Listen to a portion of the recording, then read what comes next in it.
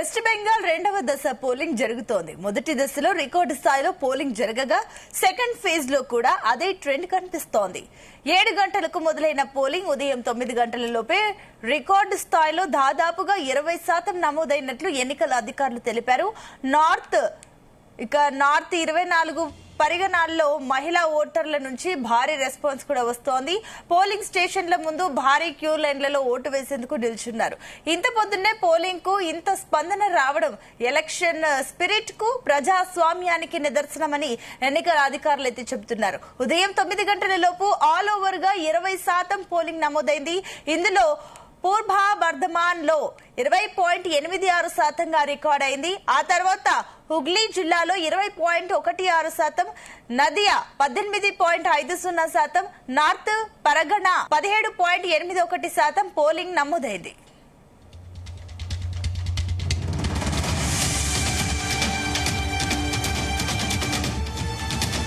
ఇలా ఉండగా బెంగాల్ రెండో దశ ఎన్నికల్లోనూ రికార్డు సృష్టించాలని ప్రధాని నరేంద్ర మోదీ ఓటర్లకు పిలుపునిచ్చారు. ప్రజాస్వామ్య పండుగల ఓటర్లు అందరూ పాల్గొనాలని కోరారు. ఇక ముఖ్యంగా మహిళలు, యువత పెద్ద సంఖ్యలో పోలింగ్ కేంద్రాలను తరలివచ్చి తమ ఓటు హక్కును వినియోగించుకోవాలంటూ ట్వీట్ చేశారు. బెంగాల్లో దుష్పరిపాలన, అవినీతి నుంచి విముక్తి కల్పించేందుకు రికార్డు స్థాయిలో ఓటు వేయాలని కేంద్ర హోంమంత్రి అమిత్ షా సైతం విజ్ఞప్తి చేశారు. మీ యొక్క ఓటు బెంగాల్ గౌరవాన్ని పునరుద్ధరించడమే కాకుండా మహిళల భద్రతను కూడా నిర్ధారిస్తుందని షా పేర్కొన్నారు. అభివృద్ధికి స్పష్టమైన దిశానిర్దేశం, చొరబాటుదారులపై కఠిన చర్యలు తీసుకునే దృఢ సంకల్పం ఉన్న ప్రభుత్వం మాత్రమే బెంగాల్ యువత కలలను సాకారం చేయగలదని ఆయన అన్నారు.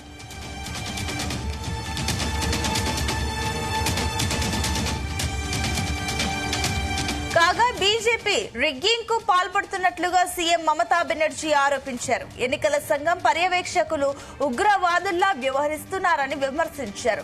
కేంద్ర బలగాలు, టీఎంసీ పార్టీ నాయకులు, కార్యకర్తల ఇళ్లలోకి ప్రవేశించి రౌడీలా వ్యవహరిస్తున్నారని మండిపడ్డారు. देखिए कैसे हमारा वर्कर को पिटाया रात में। Officer in charge Vijayganj police station Bhangor, just देखिए जो atrocity, can you see it? देखिए देखिए एक क्या गुंडाराज चल रहा है, देश को बेच दिया। ऐसे वोट कभी होता है? ऐसे कभी वोट नहीं होता है। वोट शांति से होता है। लोकतंत्र डेमोक्रेसी का फेस्टिवल होता है, लेकिन ये तो लोकतंत्र को पूरा बालोटा बजा दिया, पूरा इसको एट्रोसिटीज कर दिया। Intention is very clear that BJP wants that forcefully to rig the election, but our workers and people are ready to die, but they will not leave the place. देखिए कैसे हमारा वर्कर को पिटाया रात में।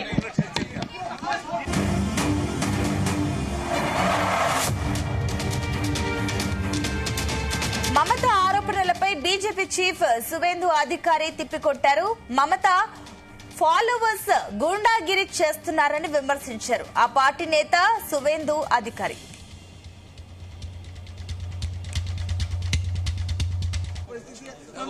खुद बैठ गई है, जाके बूथ सेंटर में क्या करना चाहेंगे? बूथ सेंटर में जाके खुद क्या करना चाहेंगे? क्या करना चाहेंगे उसको पूछिए ना, मुझे क्यों पूछ रहा? वो क्या बैठेगा, क्या खड़ा होगा, किसको डराएगा, किसको प्यार करेगा, वो उनको पूछिए ना। मुझे पूछने का कोई जरूरत नहीं। तो क्या मैं तो देख रहा हूँ वोट अच्छा हो रहा है। अब तक 25% वोट पड़ गया है, 9 पड़ जाएगा। जनता जाग चुका है, ये जाने वाला है। तो क्या डराने के लिए बैठे हैं ऐसे किसी को? उसको बोलिए 77 वार्ड में जाने को। यहाँ क्यों घुस रहा है? ये डराने के लिए हिंदू वोटर को। ఇక బీజేపీ ఆధ్వర్యంలో రిగ్గింగ్ జరుగుతోందని, ఈవీఎంల ట్యాంపరింగ్ జరిగే అవకాశం ఉందని తృణమూల్ కార్యకర్తలు ఆందోళనకు దిగారు. మరోవైపు తృణమూల్, బీజేపీ కార్యకర్తల మధ్య హింసాత్మక ఘటనలు చోటు చేసుకున్నాయి. చెదరగొట్టిన పోలీసులు ఇద్దరిని అదుపులోకి తీసుకున్నారు. ఇదే అంశానికి సంబంధించి మరిన్ని డీటెయిల్స్ మా చీఫ్ న్యూస్ కోఆర్డినేటర్ రాధాకృష్ణ అందిస్తారు. Radhakrishna, good afternoon Sunitha. దేశవ్యాప్తంగా ఉత్కంఠగా ఎదురు చూస్తున్నటువంటి వెస్ట్ బెంగాల్, పశ్చిమ బెంగాల్ ఎన్నికలకు సంబంధించి రెండో విడత అంటే తుది విడత ఉదయం ప్రారంభమైంది. సో ఇప్పటి వరకు మనకు అందుతున్న సమాచారం ప్రకారం ఉదయం 11 గంటల వరకు మనం మొత్తంగా ఓవరాల్ గా దాదాపు 39.9 అంటే 40% పోలింగ్ నమోదైంది. సో గతంలో చూసుకున్నట్టు మొదటి దశలో కావచ్చు, రెండో దశలో హ్యూజ్ అంటే ఒక పెద్ద ఎత్తున భారీగా ఓటింగ్ జరుగుతోంది, పోలింగ్ పర్సెంటేజ్ నమోదవుతా ఉందని చూస్తున్నాంతో మొత్తంగా దేశవ్యాప్తంగా కూడా బెంగాల్ ఎన్నికల ఫలితాలపై కూడా ఒక ఉత్కంఠ ఆసక్తి నెలకొంది. సో మొదటి ఫేజ్ చూసాము. సో 152 నియోజకవర్గాలకు మొదటి దశలో జరిగాయి. అందులో సుమారుగా 93.1% అంటే దాదాపు 94% కూడా అక్కడ ఎన్నికల పోలింగ్ పర్సెంటేజ్ నమోదైంది. ఇప్పుడు రెండో దశ జరుగుతూ ఉంది. ఈ రోజు 142 నియోజకవర్గాలకు జరుగుతూ ఉంది పోలింగ్. సో ఇప్పటి వరకు అయితే అందుతున్న సమాచారం ప్రకారం 11 గంటల వరకు 40% పోలింగ్ నమోదైంది. సో సుదీర్ఘంగా చరిత్ర ఉంది. స్వాతంత్రం వచ్చాక తర్వాత మొత్తంగా ఇప్పటి వరకు 8 మంది ముఖ్యమంత్రులు వెస్ట్ బెంగాల్లో ముఖ్యమంత్రిగా చేసిన పరిస్థితి. అందులో అత్యధిక భాగం ఒక 3 పార్టీలు ప్రధానంగా ముద్ర వేశాయి. అందులో ఒకటి Congress party, communist party of India, ఆ తర్వాత ఇప్పుడు తృణమూల్ కాంగ్రెస్ ప్రస్తుతం ఉన్నటువంటి. ఇందులో ఇక 3 రాజకీయ పార్టీలు ఇప్పటి వరకు సుదీర్ఘంగా మొత్తం వెస్ట్ బెంగాల్ ను ఏలిన పరిస్థితి. అందులో అత్యధిక కాలం స్వాతంత్రం వచ్చాక కాంగ్రెస్ పార్టీ సుమారుగా 34 సంవత్సరాల పాటు సుదీర్ఘంగా వెస్ట్ బెంగాల్ కు ముఖ్యమంత్రులను ఇచ్చింది. సో వెస్ట్ బెంగాల్ ను మొదటగా స్వాతంత్రం వచ్చిన తర్వాత వరుసగా 34 సంవత్సరాల పాటు వెస్ట్ బెంగాల్ ను ఏలిన ప్రభుత్వంగా కాంగ్రెస్ ప్రభుత్వం రికార్డు సృష్టించింది 34 సంవత్సరాల పాటు సుదీర్ఘంగా. ఆ తర్వాత నెక్స్ట్ తదుపరి వెంటనే కమ్యూనిస్ట్ పార్టీ ఆఫ్ ఇండియా రంగంలో దిగింది. సో అది కూడా 30 సంవత్సరాల పాటుగా సుదీర్ఘంగా రాజకీయంగా అక్కడ ముఖ్యమంత్రులు. ఇప్పుడు ప్రస్తుతం హ్యాట్రిక్ ముఖ్యమంత్రిగా ఉండి 4వసారి తన అదృష్టాన్ని బరిలో ఉండి అదృష్టాన్ని పరిష్కరించబోతున్నారు. సో ప్రస్తుతం ముఖ్యమంత్రిగా ఉన్నటువంటి మమతా బెనర్జీ మొత్తం 8 మంది ముఖ్యమంత్రుల వెస్ట్ బెంగాల్ కు తొలి మహిళా ముఖ్యమంత్రిగా ఉంటూ రికార్డు స్థాయిలో తనదంటూ ఒక పూర్తి స్థాయిలో వెస్ట్ బెంగాల్లో తనదైన ముద్ర వేసుకుంది. సో మొత్తం తను చెప్పిందే విధంగా కూడా వెస్ట్ బెంగాల్లో తన రాజకీయంగా అంతటి ఒక పటిష్టమైన ఒక మొత్తం యంత్రాంగాన్ని సృష్టించుకుంది. మొత్తంగా కూడా అంత రాజకీయంగా అంత పట్టు సాధించింది. ఇలాంటి తరుణంలో ఇప్పుడు 4వసారి ముఖ్యమంత్రి అవుతారా లేదా అనేది చాలా ఆసక్తిగా మారింది. ఎందుకంటే గతంలో చూసాం అసలు ఎంత వెస్ట్ బెంగాల్ కి మిగతా దేశంలోని అన్ని రాష్ట్రాలతో పోలిస్తే వెస్ట్ బెంగాల్ కొంత డిఫరెంట్ అని చెప్పాల్సి అక్కడ. ఎందుకంటే కొంత కమ్యూనిస్టు పార్టీకి సంబంధించి ఇంపాక్ట్ కావచ్చు, లేకుంటే ఏదైతే కాంగ్రెస్ పార్టీ ఇవన్నీ ఉండే అంటే దశాబ్దాల పాటు తమ మార్కును వేసినటువంటి అట్లాంటి రాజకీయ పార్టీలు సుదీర్ఘ కాలం ఏలిన తర్వాత కనీసం అడ్రస్ లేకుండా పోయిన పరిస్థితి ఉంది. సో మొదటగా కాంగ్రెస్ పార్టీకి ప్రస్తుతం మీద అదే పరిస్థితి కొనసాగుతోంది.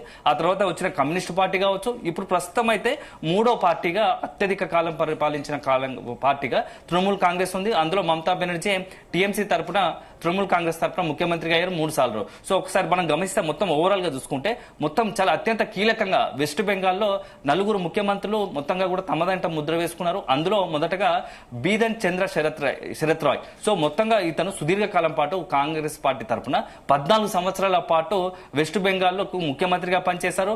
ఆ తర్వాత అంటే కాంగ్రెస్ పార్టీకి సంబంధించి ఆ తర్వాత నెక్స్ట్ అత్యధిక కాలం పనిచేసిన వాళ్ళు కమ్యూనిస్ట్ పార్టీకి సంబంధించి ఇండియాకి సంబంధించి 2 ఉన్నారు. అందులో ఒకరు చాలా సీనియర్ నాయకుడు, దేశవ్యాప్తంగా చాలా పేరుగాంచినటువంటి జ్యోతి బసు, కమ్యూనిస్టు పార్టీకి అత్యంత కీలకమైన వృద్ధ నేతగా ఉన్నటువంటి జ్యోతి బసు సుదీర్ఘకాలం దాదాపు 23 సంవత్సరాల పాటు వెస్ట్ బెంగాల్ కు ముఖ్యమంత్రిగా చేశారు. ఆ తర్వాత బుద్ధదేవ్ భట్టాచార్య 11 సంవత్సరాలు చేశారు. ఇప్పుడు వాళ్ళని కాదని అత్యధిక కాలం అంటే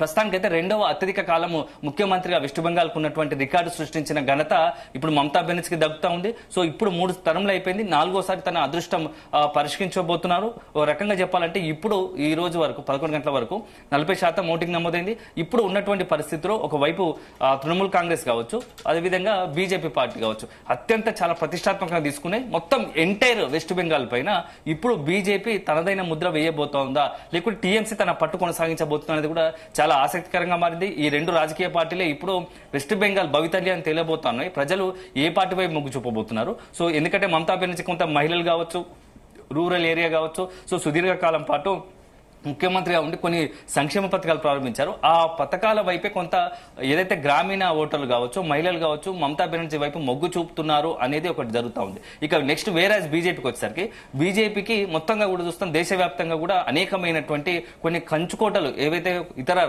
ప్రాంతీయ పార్టీలకు కావచ్చు, కాంగ్రెస్ పార్టీ కావచ్చు కంచుకోటలుగా ఉన్నటువంటి రాష్ట్రాలను కూడా కైవసం చేసుకున్న పరిస్థితి, కమ్యూనిస్ట్ కోటలను కూడా బద్దలు కొట్టిన పరిస్థితి. సో ఇలాంటి తరుణంలో లాస్ట్ టైం మనం చూసాం దాదాపు 77 స్థానాలు 200 మొత్తంగా 294 స్థానాల్లో 215 స్థానాలు తృణమూల్ కాంగ్రెస్ గెలుచుకుంటే అందులో ఎప్పుడు లేనట్టుగా 77 స్థానాలు బీజేపీ గెలుచుకుంది. అంటే ఓ రకంగా చెప్పాలంటే ప్రతిపక్ష పాత్ర పోషించింది. అసలు బీజేపీ ఈ స్థాయిలో అన్ని సీట్లు సాధిస్తుందా అని అంతా భావించారు. కానీ బీజేపీ అనూహ్యంగా ఓటు పర్సెంటేజ్ దాదాపు 38% ఓటు శాతం పెంచుకొని, అంటే ఏదైతే తృణమూల్ కాంగ్రెస్ గత ఎన్నికల్లో 2021లో జరిగినటువంటి అసెంబ్లీ ఎన్నికల్లో 48% పైగా పైచిలుకు 48% కూడా పైచిలుకు మొత్తం కూడా తృణమూల్ కాంగ్రెస్ కు వస్తే, మరోవైపు 38% ఇటు ఒక రకంగా చెప్పాలంటే బీజేపీకి వచ్చింది. అనూహ్యంగా ఒక రకంగా ఎక్కడ అంటే గ్రౌండ్ లెవెల్లో మొత్తం బీజేపీకి ఎక్కడ ఏం లేని తరుణంలో కూడా 35% ఓటు బ్యాంకును సాధించుకున్న ఘనత బీజేపీకి దక్కుతుంది. ఇప్పుడు ఇలాంటి పరిస్థితుల్లో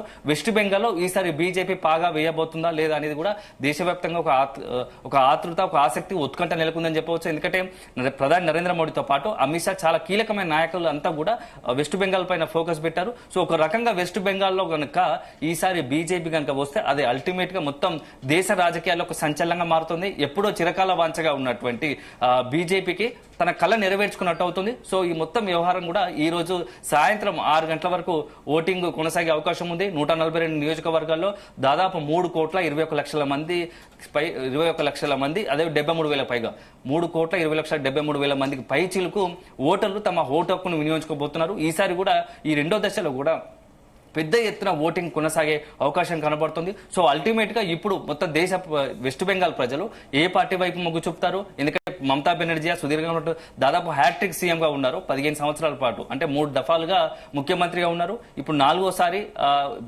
తన అదృష్టాన్ని పరీక్షించబోతున్నారు. ఈ నేపథ్యంలో వెస్ట్ బెంగాల్ ప్రజలు ఎటువైపు ఉండబోతారు? తృణమూల్ కాంగ్రెస్ వైపా, లేకుంటే ఇప్పుడు ప్రధానమంత్రి మొత్తానికి యావత్ మొత్తంలో దేశంలో అత్యంత ఇమేజ్ కలిగినటువంటి ప్రధాని నరేంద్ర మోడీకి సంబంధించి ఉన్నటువంటి బీజేపీ వైపు నిలుస్తారా అనేది మాత్రం చాలా ఆసక్తిగా మారింది. అల్టిమేట్ గా చూడాలి. సో కొన్ని చెదురుమదురు ఘటనలు జరగబోతున్నాయి. ఎందుకంటే వెస్ట్ బెంగాల్ గతంలో ఉన్నటువంటి చరిత్ర దృష్ట్యా ఏంటంటే బాంబులతో దాడి జరిగినట్టు కొంత అత్యధికంగా, ఎందుకంటే శాంతియుత వాతావరణం కోసం అన్ని రకాలుగా చెప్పాలంటే పెద్ద ఎత్తున పోలీసు పారామిలిటరీ బలగాలతో పాటుగా ఈ ఎన్నికల సంఘం కొంత డ్రోన్ తో పాటు మొత్తం వెబ్ కాస్టింగ్ చేస్తోంది. ఎక్కడ పోలింగ్ సెంటర్లో కూడా ఎలాంటి ఇబ్బందికర పరిస్థితులు కావచ్చు, ఎలాంటి అవాంఛనీయ ఘటనలు జరగకుండా మొత్తం ప్రతి పోలింగ్ సెంటర్ దగ్గర పారామిలిటరీ బలగాలను మోహరించారు. ఎక్కడైతే హై సెన్సిటివ్ ఉంటుందో అక్కడ ఉన్నటువంటి పోలింగ్ సెంటర్ లో మరింత భద్రతను కట్టుదిట్టం చేశారు. మొత్తం ఎన్నికలు సజావుగా ప్రశాంతంగా జరిగేందుకు అన్ని రకాలుగా ఏర్పాట్లు చేశారు. సో ఎన్నికలకు 2 రోజుల ముందే కూడా ఎన్నికల సంఘం ఎక్కడైతే కొన్ని చోట్లలో ఇప్పుడు ఉన్నటువంటి ఎన్నికలు జరిగే పలు ప్రాంతాల్లో కూడా బాంబులు తయారు చేస్తున్నటువంటి ఒక అనుమానాస్పద వ్యక్తులు ఉన్నారు. వాళ్ళందరినీ కూడా పెద్ద ఎత్తున వందలాది మందిని అదుపులోకి తీసుకున్నారు. ఎందుకంటే ఎన్నికలు ప్రశాంతంగా జరగకుండా, ఎన్నికలు మ్యానిపులేట్ చేసే విధంగా, ఎన్నికల్లో అలజడి సృష్టించే విధంగా కొన్ని శక్తులు పనిచేసే అవకాశం ఉందని ఎన్నికల సంఘం ముందే పసిగట్టింది. సో ఈ నేపథ్యంలో మొత్తం తీవ్రంగా ఒక రకంగా గతంలో ఎప్పుడు లేనట్టుగా కూడా మొత్తం పూర్తి స్థాయిలో ఎన్నికలకు ప్రశాంతంగా జరిగేందుకు ఎన్నికల సంఘం దృష్టి పెట్టి ప్రస్తుతానికైతే మొదటి విడత సక్సెస్ఫుల్ గా రన్ చేసి ఎన్నికలు ప్రశాంతంగా మూసాయి. ఇప్పుడు రెండో విడత ఇప్పటి వరకు కూడా ప్రశాంతంగా ముగిసింది. కొన్ని చెదురుమూరు ఘటనలు తప్ప అంతా ఇప్పటి వరకు అయితే ఎన్నికలు ప్రశాంతంగా జరుగుతున్నాయి. సో అల్టిమేట్ గా 6 గంటల వరకు, సాయంత్రం 6 గంటల వరకు ఎన్నికల పోలింగ్ కొనసాగుతోంది. 6 గంటల వరకు ఎవరైతే లైన్ లో ఉంటారో వాళ్ళందరూ కూడా ఓటు హక్కును వినియోగించుకునే అవకాశం ఉంది. సో 6 గంటల తర్వాత మొత్తం దేశ రాజకీయాలకు సంబంధించి 5 రాష్ట్రాల ఎన్నికలకు సంబంధించి ఇప్పుడు ఎగ్జిట్ పోల్స్ ఉండబోతున్నాయి. ఎగ్జిట్ పోల్స్ లో ఏ పార్టీకి ఏ ప్రజలు మొగ్గు చూపారనేది కూడా స్పష్టంగా జీ తెలుగు న్యూస్ కూడా 6 గంటల నుంచి సాయంత్రం 6 గంటల నుంచి ఎక్స్క్లూజివ్ గా ఎగ్జిట్ పోల్స్ కూడా అప్డేట్ అందిస్తోంది. సో ప్రస్తుతానికైతే ఇప్పుడు 11 గంటల వరకు మాత్రం 40% పోలింగ్ అయితే నమోదైన పరిస్థితి కనబడుతోంది. సునీత, అయితే రాధాకృష్ణ ఇప్పుడు ఆల్రెడీ 3 times మమతా బెనర్జీ ఉన్నారు. ఇప్పుడు నెక్స్ట్ మోదీ ప్రచారం కానీ ఇంపాక్ట్ కానీ ఎంత మేర చూపించే ఛాన్సెస్, ప్రజలు ఆ వైపు మొగ్గు చూపే ఛాన్సెస్ ఉన్నాయా? అంటే ప్రస్తుతం మనం ఎన్నికలు జరుగుతున్నాయి కాబట్టి ఇప్పుడు కొంత ఎన్నికల నిబంధనలు అనుసరించి మనం కొన్ని లిమిట్స్ దాటి మాట్లాడకూడదు. సో అల్టిమేట్ గా ఒక 2 పార్టీలు కూడా తృణమూల్ కాంగ్రెస్ కావచ్చు, బీజేపీ కావచ్చు, మొత్తం ఎన్నికలను చాలా అత్యంత ప్రతిష్టాత్మకంగా తీసుకుని తమకున్నటువంటి అవకాశాలన్నింటిగా ప్రచారంలో ప్రజలను ఆకట్టుకునే విధంగా అన్ని రకాలుగా ప్రయత్నాలు చేశాయి. సో ఈ రోజు 6 గంటల వరకు కూడా ఎన్నికలకు సంబంధించి పోలింగ్ కొనసాగుతుంది. ఈ మొదటి దశలో, రెండో దశలో, తుది దశలో ఈ మొత్తం 290 స్థానాలకు నియోజకవర్గాలకు సంబంధించి ఎన్నికలు జరుగుతున్నాయి. ఈ నేపథ్యంలో ప్రజలు ఎటువైపు మొగ్గు చూపారనేది మాత్రం సాయంత్రం 6 గంటల తర్వాత ఎగ్జిట్ పోల్స్ లో వివిధ మార్గాల ద్వారా వచ్చినటువంటి సమాచారం ఆధారంగా మనం చెప్పాల్సి ఉంటుంది. సో ఇప్పుడైతే ఎన్నికలైతే చాలా హోరాహోరీగా రసవత్తరంగా జరిగే అవకాశం కనబడుతుంది. నువ్వా నేనా అన్నట్టుగా కూడా ఫైట్ కొనసాగిందని చెప్పేసి కొంత అంచనాలు వెలువడుతున్నాయి. సో అల్టిమేట్ గా చూడాలి. సాయంత్రం 6 గంటల తర్వాత ఈ యొక్క ఎగ్జిట్ పోల్స్ వచ్చిన తర్వాత దాని ఆధారంగా మనం విశ్లేషించాల్సి ఉంటుంది. సో అల్టిమేట్ గా ఇప్పుడు ఉన్నటువంటి మొత్తం 142 నియోజకవర్గాల్లో రెండో దశ జరిగే దాంట్లో అత్యంత కీలకమైనది భవానీపూర్ నియోజకవర్గం. ఇందులో ముఖ్యమంత్రి మమతా బెనర్జీ ఆ నియోజకవర్గం నుంచే ఇప్పుడు కంటెస్ట్ చేస్తుంది. సో మరొకసారి కూడా ఆ నియోజకవర్గంపై దృష్టి ఉంది. ఈసారి ఎంత స్థాయిలో రికార్డు స్థాయిలో ఓటు ఆమె మెజార్టీ సాధిస్తుంది అనేది కూడా ఒక చర్చ జరుగుతుంది. సో అల్టిమేట్ గా మనం చూడాలి. సాయంత్రం 6 గంటల వరకు పోలింగ్ కొనసాగుతుంది. ఆ తర్వాతే నెక్స్ట్ ఎన్నికలకు సంబంధించి అప్డేట్స్ ఎప్పటికప్పుడు మనం ఇస్తూ ఉంటాం. ఎగ్జిట్ పోల్స్ సంబంధించి కూడా సమాచారం లైవ్ అప్డేట్స్ కూడా జీ తెలుగు న్యూస్ ఎప్పటికప్పుడు అందిస్తుంది. Right, thank you Radhakrishna.